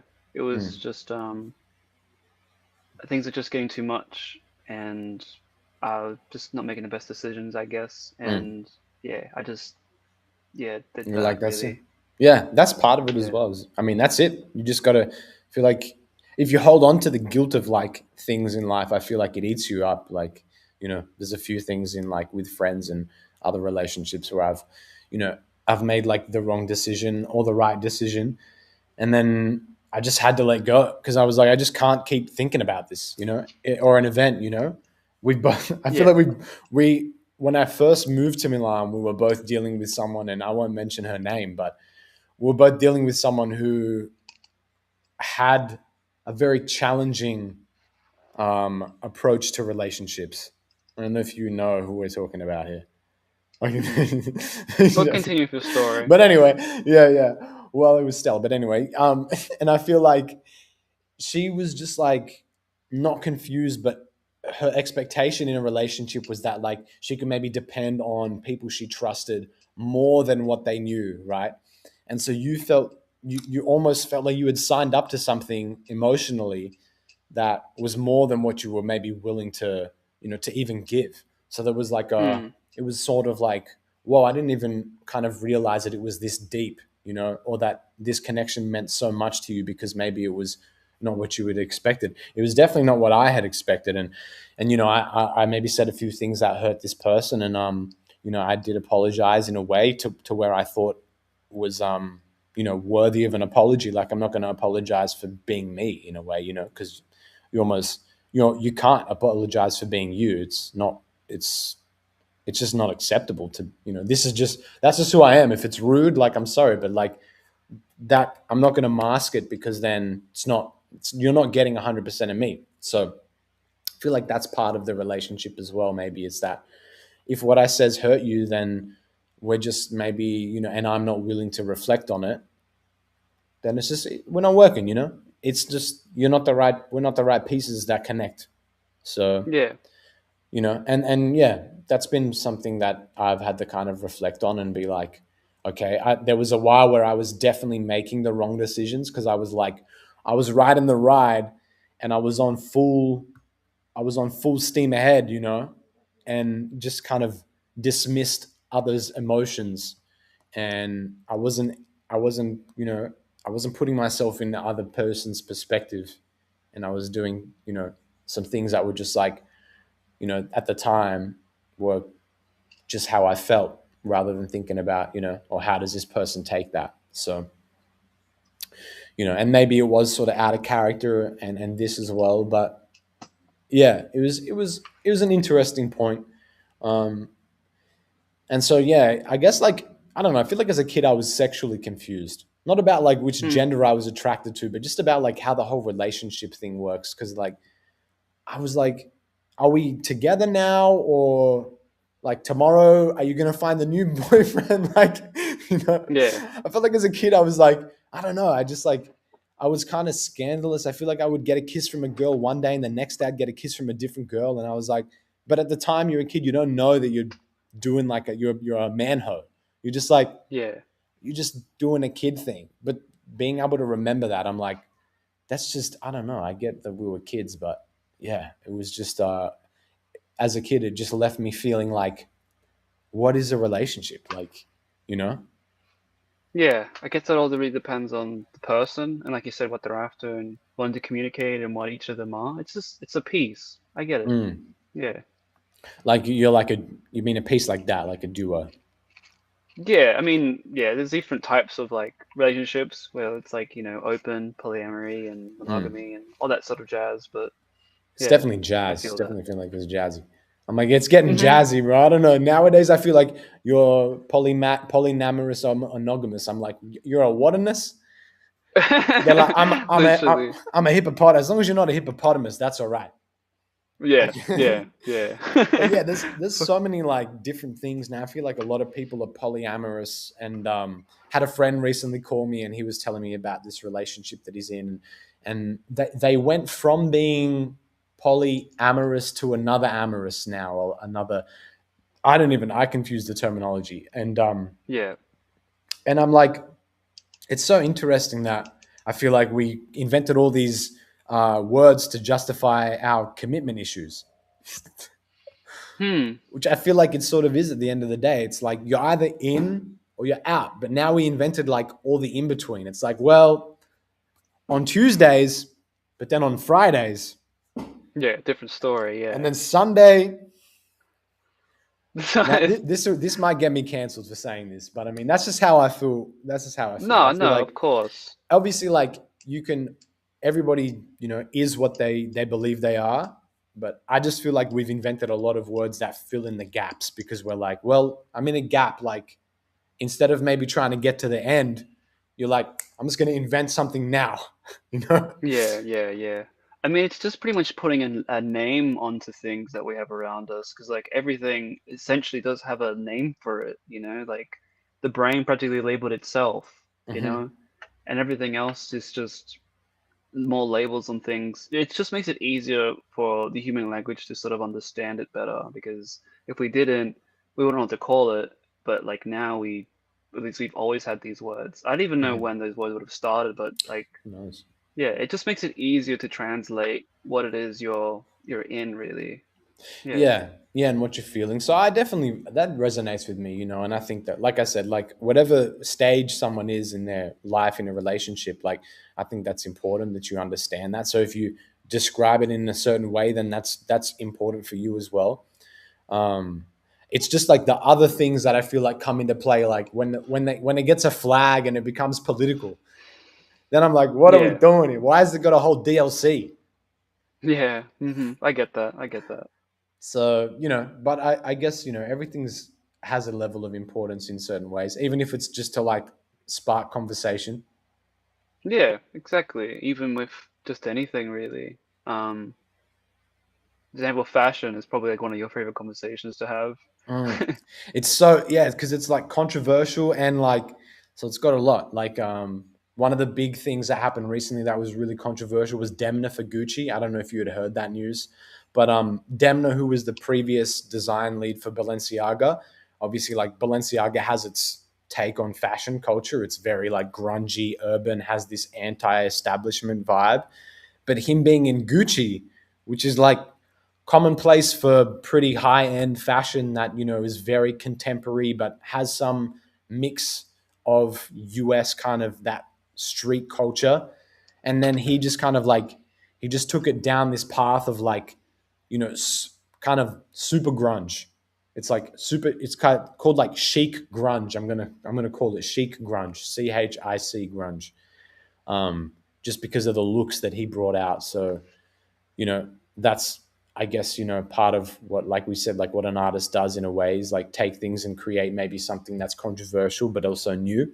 um, but part of your job, I think, as well, in that role is also to understand like what's the toy box you're working with, right? Like in any field as well, you're like essentially working in a toy box.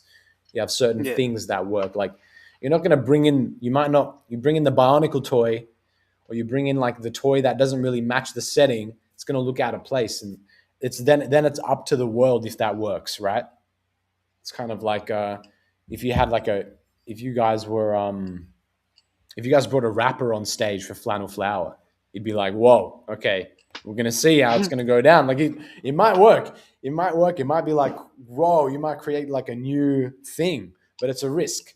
And with every Yeah. risk you take, there's the opportunity for it to like fail tremendously, you know. And I don't Yeah. think he failed tremendously, but I think he failed to a degree. So that's my take on Demna for Gucci Damn. for any of my fashion people that are there. But I mean, in terms of you guys getting a rapper on stage, I think at some point I would like to see that, Yeah, no, we actually do want to get rapper on it like a because Limp yeah, Biscuit. because we do a lot of hardcore stuff and like yeah, that's one thing that we really want to do is just get a rapper involved and Yeah, a song, hop up on a song and then just spit some shit while we're just yeah. thrashing and then yeah, I Denzel, don't know. Yeah. Denzel Curry or something. Oh, dude, that'd be a dream if we got Denzel. Yeah. Speaking of, what's some of your like dreams for the things that are building? Like I know recently we haven't even talked about Under the Charts as well, but that's something that you've been building on into for a while. So you're gonna give some of the people the lowdown. If they don't know Under the Charts, y'all got to tap in Yeah, right now. It's so gonna be in the description. let's tap in. But under the charts, it's practically a series where I've been wanting to just bring a spotlight to people. At first, it was musicians and artists, but now it's just anyone. It's essentially the word comes from sitting under the top 100 under the chart because a lot of these people just don't have a voice, and I want them to sort of speak through me, with me, and just to give them a spotlight. So it's just pretty much anyone who's has something to say, something that they want to share to the world. Um, because I've covered graffiti artists, skateboarders. I've covered a rap group that rap about trauma. Um, what else did I do recently? You did Um, that recent duo, right? They're like Yeah, a that's right. Yeah, they're two young brothers who are mm, just filming and creating content for a bunch of rappers and influencers in a sense. Like, yeah, mm, they just love doing it just for the art of it while they grow and essentially build a business for it. They have a series where they you know, do these ciphers, let people sing their song, put it onto their page to just like spread it around, and it's essentially what under the chart is. It's just another way for me to help the underdog. Essentially, I've always had such a big appreciation for the underdog, especially since I'm one. I've Because I feel like that's like one way I can contribute the most is by giving people a voice and by being there because I don't make as much art. I take a lot of photos, but I just love mm. talking and telling stories is my favorite thing to be doing. Right, Yeah, like that's more like your vessel. Your the reason you take photos is to tell stories. Is that what you would kind of say? yeah, essentially, even at shows, I do a lot of events, photography, and street photography is my biggest thing too, and candid shots, just about anything I take pictures of. But there's all Mm, stories in them because it tells 1,000 words at the end of the day too. mm. Yeah. Yeah, true. It is true as well. What's like one thing what's out of all the things you do? What's the one thing that you feel um, excites you the most, or what's the one thing that brings you like the most like fulfillment? In terms of like my creative outlets. Yeah, yeah, because like you obviously, I mean, you write for Under the Charts. You also do design for Under the Charts. I mean, then you have the photography. You got the music. You have like the articles. What's like? There's a few things in the mix there, you know.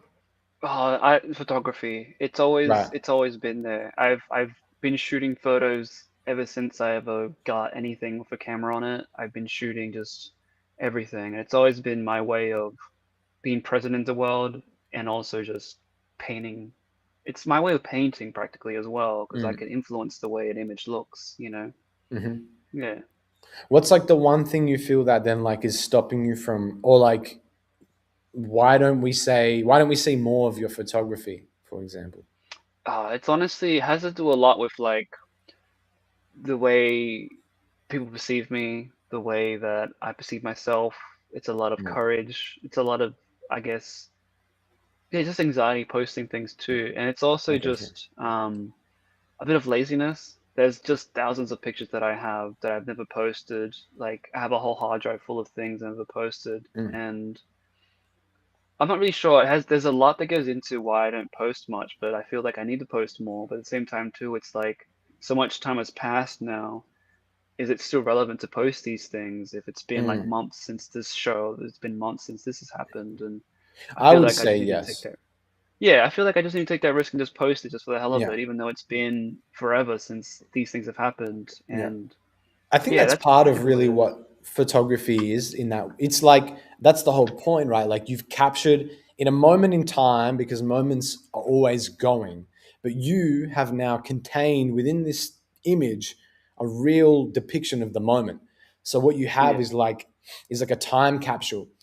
And I think then like maybe it's more on the focus of like when you drop that, like doing it right, like maybe have a little write up, like maybe you can bring in the elements of what you do and for other things and bring it in and inject that into your photography thing, like create like a little have like a little commentary underneath the photo that you edit into the image, you know, Yeah. where you're like, oh, I Hmm. remember this moment, like I really thought what he said was kind of cheesy, but I guess it stood true in some way.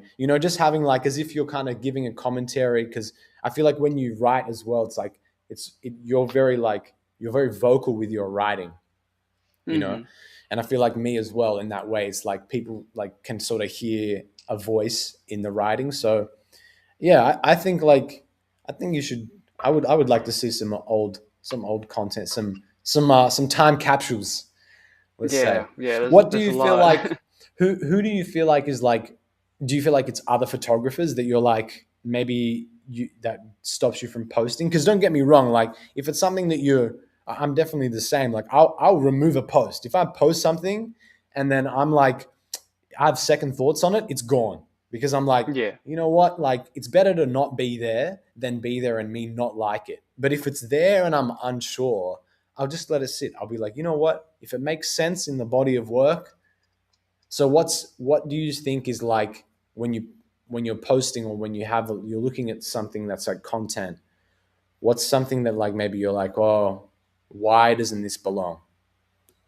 It's more of like um, I'm not sure really. I think what I was saying before, it's more of just like how I'm perceived by that, and I think I'm caring too much, and I should be caring less. That's my Hmm. biggest problem, Maybe you're caring regardless of what about the people wrong post. things Yeah. because you should Yeah. I care. think Don't I'm get me caring about wrong. the I wrong feel like things.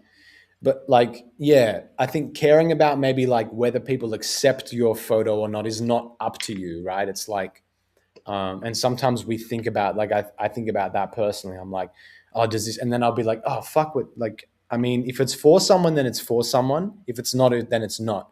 I think we need to be able to discern that and be like, is this for someone? No. Is this a personal project that I have a liking for? Yes. Then I'm going to show that. I'm going to have like 3 photos and then a writing underneath one and the date because this was a special date for me when this event happened. Um, because it's all about as well. Like I guess what do you kind of want to be known for too? Is that part I spoke with someone and last week and we were talking about this and she's like, what do you do? And I was like, I was like, I don't even, this is always the thing. I'm like, how do I describe it? And she was like, I think that's it. And I was like, what? Like I'm indescribable. She's like, yeah, like kind of. She's like, you're the indescribable. And I was like, well, that's cool. And I like that. But I also think that like, it's important that, fair enough. Like people might just know me as a creative, but making your mind up if you do want to be known as something and having that be prevalent, I think that's like super important. It's what makes you like cut through the noise of just like of that. And sometimes I think we get uncomfortable. Like I could maybe it's because like I get uncomfortable thinking that I can just be one thing when that's actually okay. You know, I Hmm. sometimes I'm like, you know, do you think that's part of it? Maybe that we're To just uncomfortable with to just be the one thing one because thing, no, because I know I have many hats. Like I do like a lot of different things: photography, bands, writing. No, it's still the same thing for me where like I'm caring too much about the wrong things, not the right things. I'm doing it because like I love what I do. It's essentially just my way of, you know, telling a story about a piece in time. And yeah, that's essentially what it comes down to. But like I still have pictures that are ready to go. I just have just been, I guess, in a way, just overthinking it, really. we're procrastinating. Yeah. This is everybody in the chat, bro. Everybody in the chat is commanding you. This is your moment to I can't even see chat. yeah, we've got the chat. Nobody in the chat's responding. Everyone's just kind of relaxed, um, Fair, fair, fair. but I'm sure people in the chat would be interested to see what it is you've been like sitting on and things like that as well. I think maybe it could just be maybe you need to come up with a way that feels more fun in releasing it because sometimes I guess like we feel that like oh, I'm just gonna post it. It's gonna just be there, you know. But maybe there's a way that it can be released now, in a different template or under a different setting. That's an evolution of your photography. That's like whether it's you're changing something very small about the way the picture's oriented or something that makes it feel more fun because Yeah, yeah, you have all these photos and then it's like you just need, and if you genuinely want to release them, then you just need to fill in what's missing in the loop that is that makes things fun. Like I guess if you had a picture of Snoop Dogg, I'm sure it'd be out, right? yeah, I'm guessing none of yeah. the photos. You don't have a picture of iced tea in there, right? No. No. So if it was, it'd be out, right? Because it's like, oh, this is fucking iced tea. Like he's like, whatever. People are gonna see this. It's gonna be dope. It's a cool photo. But even if it's someone that's not so cool, or what is it about the photo? You still have them because they're cool. What are you gonna do that maybe makes that cool for you to release that? Yeah, I've thought of ways, honestly, to just do Yeah. a reel and just a talking head shot of just me talking about each photo as I scroll through them. Like Okay. that's one way of doing it, talking about the whole show as I, You could do that. But you even know, when you're saying that, yeah. I'm like, does that really excite you? Like, I mean, it does because I love okay. just like in a way telling stories. That's essentially what they are, and each of them do have a story. I can be like, oh, this just tell them like this shot. I really love this shot because of the way Hmm. this looked like this, and this is the, and then this shot, yada yada yada. Hmm. I've Okay. always had that idea. Yeah, I've True. I just guess it's just about creating a routine about it because yeah, there's a essentially, few components in there. Like you're going to have to record it. You're going to have to export to your video software, or if you're going to do it on the phone, I guess that'll have its own workflow. Um, yeah, so because oftentimes like that's part of I feel like when we have cool ideas we forget that like it's like, oh, I have this idea, I'm just gonna do it, and then you're like, whoa, you're like, there's some fucking steps in between, and it's like running a long distance race, right? In a way, it's like mm, the first 500 meters you run, the first 500-meter race, it's the worst thing ever because you're like you're yeah, halfway through, you want to quit, you're like this is so fucked, and then you get to the end, you're like, oh my god, I finished, I feel so good. But there's ways that you can upgrade your mentality so that through the middle of that race, you're figuring out how to get to the end and not be so tired, right? yeah, So figuring out like how you're going to do it, and I'd love to see that video. I think it'd be great mm, if you like, hey, like this is the show I went to, like this was the date with these people, they just called me up and they were like, hey Sway, we need a photographer. I was like, I'm there. you know yeah. this is the Essentially, first essentially, photo. You have a bit of yeah, music in the literally. background. Hmm. I think it's cool. It's kind of like what I've started to sort of understand as well is that like everything that you put out, like I said, like you have the opportunity when you're creating an idea is to design a world for someone to get lost in. So it's sort of like you know everything can be its own movie. You know, it's kind of it can be exhausting to think like that, but it's also important because like okay, what you're doing is like providing this whole new medium for people to connect to you now. So how are you gonna what are the visual codes you're going to use that people be like, oh, this is how Sway, like I know Sway because he does these videos where he explains this time he got on a Ferris wheel and saw some fat dude fall over. Like, got a photo of this scene on a Ferris wheel. So I think it's going to be really interesting to see how you come up with that story and the universe that is that body of work. Yeah. So I'm excited to see Hmm. that, and I hope that that's something that you persist with, and you figure it out, like how to do it, you know, Yeah. Thanks, Zeke. because you got all this ammunition, you're like Scarface, in that scene where he's sitting on the fucking Literally. thing. He's like, he's got the whole thing of cocaine, the whole mountain. Yeah. And then his sister walks in and she's like, what do you want from me? And you're like, is he actually going to fuck his sister right now? And anyway, his sister dies. Something like that. I'm not saying you're going to fuck your sister, but Yeah. I'm just saying having all that content is like being in that situation where you're like Scarface, you can do anything. So I think it's time to pull out the machine gun and fucking, Yeah. unload on those Say motherfuckers. literally say hello to my little friend. Say exactly. Say hello to your little friends. Or God yeah, damn. or if none of the, I guess sometimes I'm like speaking with some photographers and they're like, yeah, but none of the photos excite me. I'm like, well, reach out to someone or think of an idea that excites you and reach out to someone to make an exciting idea happen. Yeah, Like literally. that was a big part of the concept for the editorial. I was like, well, okay, I have this thing with, like I said, this weird thing with sexuality. As a kid, I'm like, I'm using that idea. I acknowledge that idea. I now understand that like these are ideas. This is stuff for me to use, not to be afraid of.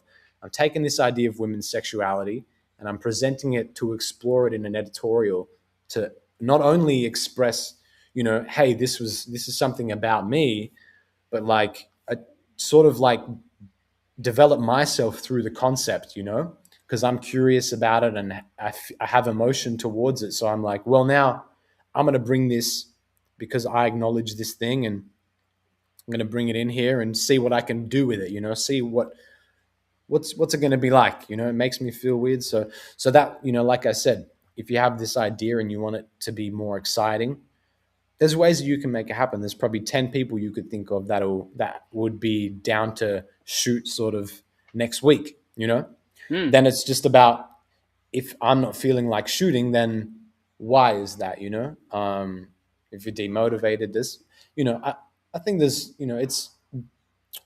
it's tricky because I think sometimes, and I approach being a creative, like it can be like a backseat drive, but this is one of the most important jobs in the world, man. Like, Hmm. like seriously, like being an artist is totally underplayed by Yeah. by everyone but the artist. We know how important it is, but we also don't. We also know what it's like to be creative, but we don't understand that, like you said, like people know me. That's crazy to me because I don't walk around thinking like I'm well known. Like maybe not until I have like if I the first time I see paparazzi, okay, different. We're a long way from that. And what I mean is Hmm. that like we don't understand like all the time like this is such a thing that we're writing and the influence that it can have, and like that it really does take like work. Some days, it's like you don't always want to go work that 9 to 5. You don't always want to work that job, and art will sometimes feel like that as well. But you get there, you fucking do the shift like a doctor, and this is successful brain surgery because you've gone there and you've done your thing, and that's something that's part of it. Yeah. Thanks, Zeke. I appreciate your insight and input on that, honestly. Yeah, Yeah, I hope it appreciate kind that. of stands for something, because I guess like I think there's obviously something there, and there's something that's missing that I feel like is a sense in the workflow, like you said. Hmm. um and I feel like we've spoken a few times about how I like feeling the perceptions of others, and it's always there, and it's always there, like because I feel about it a lot, like even when I'm like talking, because I'm always thinking about fashion as well. So part of fashion is like you're obviously wearing what you're wearing to express something, and it's like, you know, if you're always maneuvering in the world thinking about, like I said, what other people are thinking, then you're not riding the ride, you're not doing that thing. So Hmm. it's important to as well to be like, acknowledge that, and they can have their piece, and everyone has their sort of their take on things, and you know what, it's valuable, because if someone has something, they're like, well, I think what you did isn't professional, then that's great. And maybe it's not. Maybe they're right. And if it's not, Hmm. then it's like, well, I'm going to use that as like a point to be like, okay, why is it, maybe if I think like that person, I think it's professional, but if it wasn't professional, maybe why is that? Oh, wait, the edit isn't on point, or like the framing isn't on point. Well, how can I improve that? You know? Um, Yeah. so yeah, because I guess like I said, it's like that's the crunch, is to truly be an artist, is to also be truly critical of yourself, and be like, okay, I'm not pleased with what I'm seeing. Why? Let me fucking open a textbook and look at like some of the best photographers, or like I was having a conversation with a director, a friend of mine, and he was like, I'm kind of missing, he's like, I'm missing something, or like I'm feeling uninspired. And I was like, well, I'm like, what are people that inspire you? And he was like, oh, like these people, blah blah blah, like Oliver Stone, these directors, Quentin Tarantino. And I was like, okay, well, you feel like you're missing something. These people that inspire you. What did these people have that um, that is their signature thing? And I was like, you need Hmm. to figure out, what is Quentin Tarantino's, what is he known for? What are the signature things that he's known for, like the signature shots? And he was like, oh, you know what? Like, I didn't really think about it like that. And I was like, okay, like true. Well, like maybe, when you think about it, and you're like, oh, well, like what are mine? Because I was like, well, what are yours? Like, it's all part of your identity. And I feel like Yeah. sometimes we get in this identity crisis. Like I sometimes do it as well. I'm like, fuck, like I can't wear sweatshirts anymore. Or like I had this whole thing, like last year, I was like, I'm never wearing a hoodie again. And I was like, why? When I finally realized, I'm like, oh, because I keep wearing oversized hoodies that are ruining my silhouette. They're like Hmm. making me look like Jesse Pinkman from fucking Breaking Bad, you know? Yeah. And I was like, Hmm. oh, okay, I just need to wear things that are now like cropped, because that's how I want to push my identity. Nobody said that to me, but I had to take the moment to be like, why don't I like it? Why? What's the gap? Here's what I can do to try and fix that. Like algorithmic. Sometimes you got to be like algorithmic, like Donald Glover type beat. Type beat. Algorithm. You know? God damn. What a good I album, bro. get you. Hmm. What's Fucking hell. what's some music you've been listening to lately? What's your playlist Um, rotation been like? my rotation is just a salad of things. Okay. If it isn't just punk, then it's some hip hop. If it is that, then it's just, I don't know, some indie wave stuff, or Okay. Oh, nice. yeah. You're in a mix. Okay, cool. I guess you're looking at like a few kind of out there getting inspired. I mean, Spotify Weekly every now and then brings some absolute bangers. A shout out to Spotify stealing artists' moolah and like pitching them on the low. But Spotify recommendation lists just Yeah, are the recommendations go awesome. off, but I don't Yeah. like how they just like, put that money towards war. Like, Yeah. And yeah. funding private military corporations. Yeah, So, I've been on SoundCloud lately, and that's pretty much okay, where I find a lot of the gems. It's been, I nice. don't know, I just love that platform a lot better. I actually Yeah, SoundCloud forever. See, that's the thing. I've gone through phases where I've hated Spotify. I've been like, yeah, ah, man, like I don't know about like weeks. But SoundCloud, every time I dip on SoundCloud, I find something good. I'm like, you know exactly. what? This is dope. Mm-hmm. You're right. SoundCloud has been the OG. Don't forget. SoundCloud is it's honestly it's the best. I've always liked SoundCloud. You can message the artists. You can even just Mm. comment on their stuff. Like I love Yeah, it, the honestly. commenting is the comment way. It's cool. It's always been cool how you can see. It's like, you scroll through, you can see Yeah. them when See the people pop-ups. have Yeah. commented. Does Flower have a SoundCloud? We don't have anything Oh, like that yet. Like okay, we're true. yet to sort of record anything. We've had a lot of Yeah. people ask us like, "Where's this? Where's that?" No, But that's good. we haven't.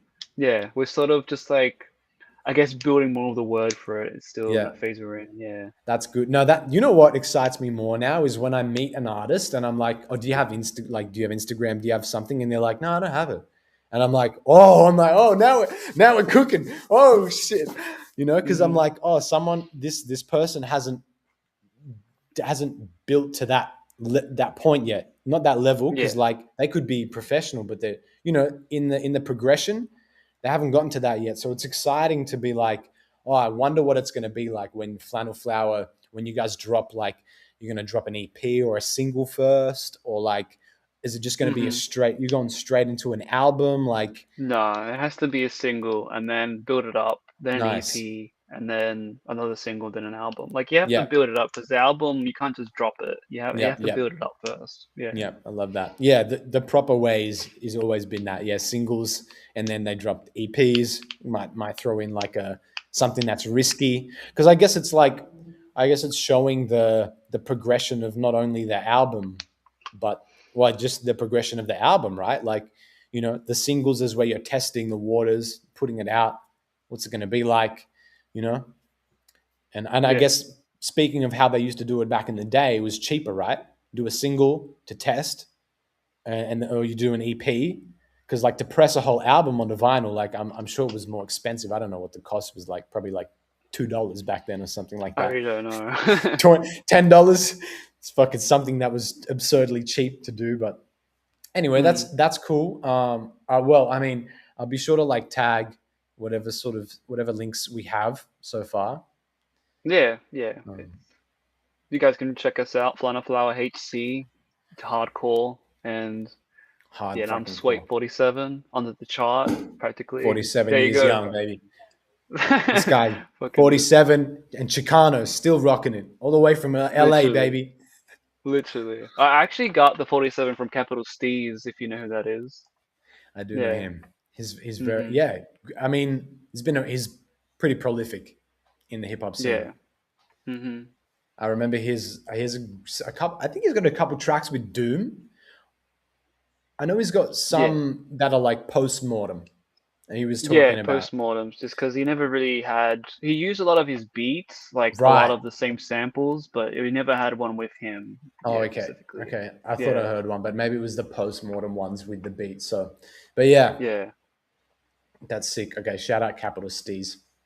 Literally, rest in peace. Um, yo, I might head off soon though, Zeke. I got some shit I gotta Sway. go do, This bro. is this That's is a cool. good point to wrap it. This. I mean, yeah, time flew like nothing, and Yeah. really appreciate you jumping on the show, bro.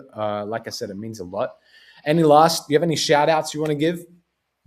Honestly, shout out to just about everyone in the culture. Keep just pushing your thing. Keep doing what you're doing.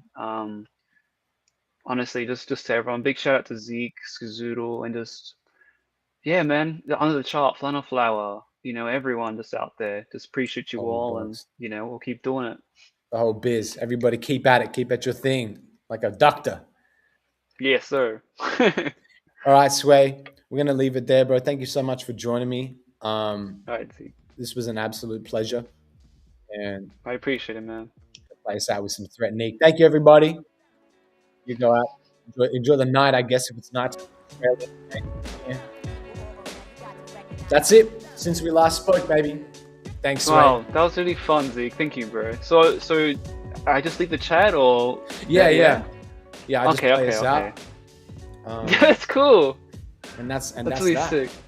That's actually a cool program. Then you just have do you have like a little Steam Deck or something on the side or?